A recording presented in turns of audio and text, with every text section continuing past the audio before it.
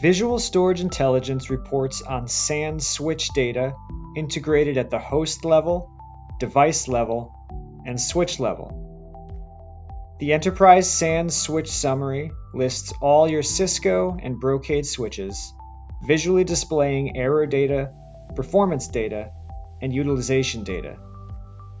You can drill down into each switch, identifying firmware and port information, including details about how fast each port is, their maximum speeds, and port availability.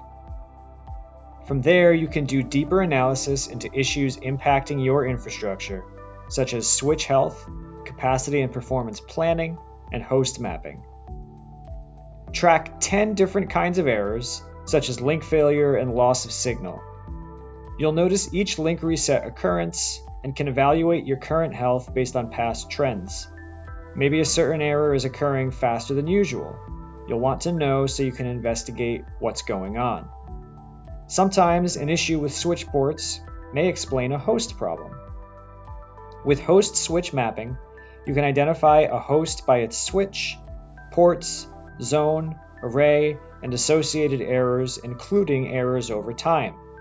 With all of that data on a single screen, you can avoid hours of research by rapidly identifying and resolving the source of the problem you're facing. If you're having a performance issue, you can also look at performance trends by host and evaluate the ports connected to that host. Additionally, you'll want to know how fast you're adding new ports and when to expect you'll need to have more available. This is especially important when planning for big projects, since you need every new port to be not only available, but also licensed. Adding ports can get pricey, something you may need to include in your budgeting or project planning. When it comes to storage and infrastructure management, this kind of switch visibility is only the start.